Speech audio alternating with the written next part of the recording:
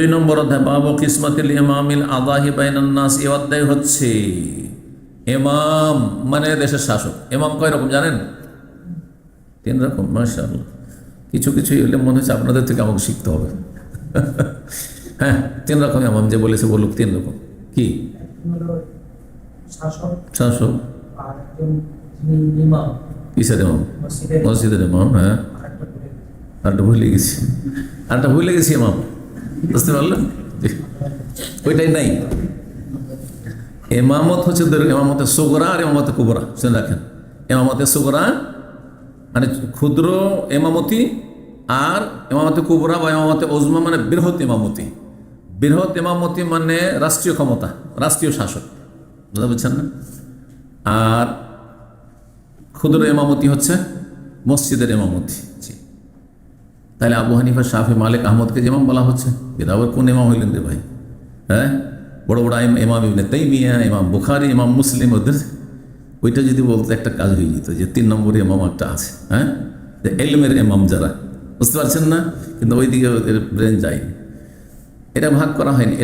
এরা হচ্ছে আপনার ধর্মীয় মান, মানে দিনের দিক নির্দেশনা দিয়েছেন। বড় বড় আলেমদেরকে ইমাম বলা হয়। আজকে ইমাম ইবনে বাজ বলা হচ্ছে, ইবনে উসাইমিন, ইমাম আলবানী। হ্যাঁ, এই যুগ হইতে পারে।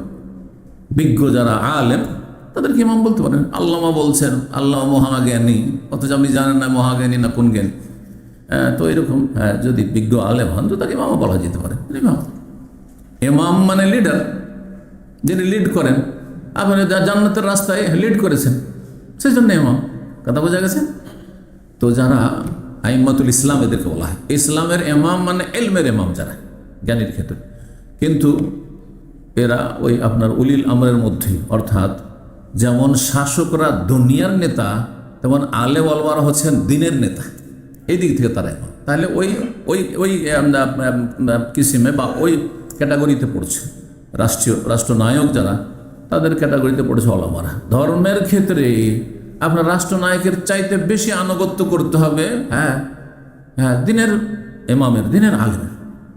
রাষ্ট্রনায়ক আজকাল দিন সম্পর্কে অধিকাংশ জানে না। এখন যদি তাদের কাছ থেকে যেমন দুনিয়ার আইন কানুন যেমন তাদের মানছেন, দেশের আইন, তেমনও যদি ধর্মীয় বিষয় মানতে জানতো তো পথভ্রষ্ট হয়ে যাবে, তাই না? কারণ তাদের কাছে কোনো জ্ঞান নেই। তো যার পকেট এমটি, খালি, ও দেবে কি? বুঝছেন না? যার কাছে এলেম নাই, আপনাকে ইসলামের কথা বললে তো ইসলামের নামে জাহান্নামে ঢুকিয়ে দিল, বুঝতে পারছেন? সেই জন্য যারা কোরআন সুন্নাহর আলেম তারা জান্নাতের পথে আপনার ইমাম। আমাম থেকে, আমাম মানে কি? আমাম মানে গুদ্দাম, মানে সামনে, যিনি আপনাকে আগে আগে নিয়ে যাচ্ছেন জান্নাতের পথে, যদি জান্নাতের পথে নিয়ে যায়। আবার এমন ইমাম বলছেন যে শিরকের রাস্তা দেখিয়েছে, জাহান্নামের রাস্তা দেখিয়েছে, তো আপনার আগে আগে যাচ্ছে কিন্তু জাহান্নামে যাচ্ছে ও। জাহান্নামের ইমাম। জি। তো ইমামতে কুবরা বা ইমামতে ওজমা মানে রাষ্ট্রীয় ইমাম, যে গোটা দেশের ইমামতি করে নেতৃত্ব দেয়। আর ইমামতে সুগরা ক্ষুদ্রতম ইমামতি হচ্ছে মসজিদের ইমামতি। তাকবীর তাহরিমা থেকে সালাম ফিরা পর্যন্ত। তার মসজিদে সালাম ফিরা হয়ে গেল আর এই ইমাম আর আপনার ইমাম থাকলো না, তাই না? শেষ। জি, তার ইমামতি।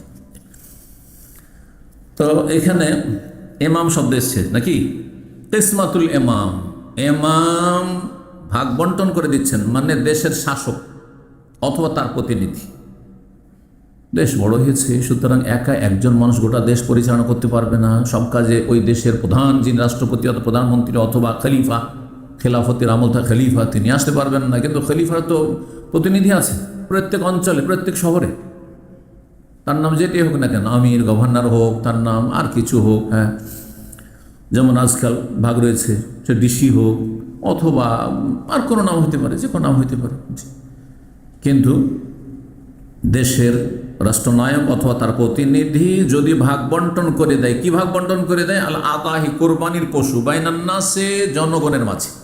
তাহলে বোঝা গেল ইসলামী খেলাফতে, ইসলামী রাষ্ট্র যদি হয় তো সেখানে সরকার তাদের তহবিল থেকে, রাষ্ট্রীয় তহবিল থেকে দেশের জনগণের মাঝে কোরবানির পশু ভাগ বন্টন করে দেওয়ার একটি বিধান আছে।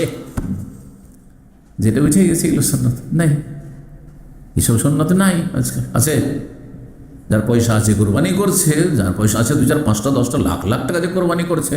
আর পাশে এক লোক গরিব, তো ওর বাড়িতে একটা ছাগলেরও ব্যবস্থা নেই, আর সরকারও দিচ্ছে না, আর পাশের লোকও দিচ্ছেন না। এ হচ্ছে বর্তমান অবস্থা মুসলিমদের।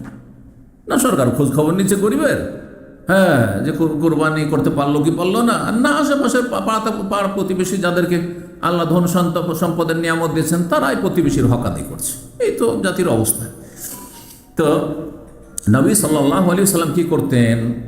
বাইতুল মাল থেকে কোরবানির পশু সাহাবায়ে কেরামদের মাঝে বিতরণ করতেন। না দিলে অনেক আছে নিজের পয়সা দিয়ে কোরবানি করতে পারবে না, অভাবের যুগ ছিল। তো ইমাম মানে দেশের শাসক যদি ভাগ বন্টন, কিসমা মানে ভাগ বন্টন করা, ভাগ বন্টন করে দেয় আল আযাহি কোরবানি জনগণের মাঝে, তাহলে এটা কেমন? যে হ্যাঁ, এটা ভালো কাজ, এইটা একটি দায়িত্ব শাসকের। 5547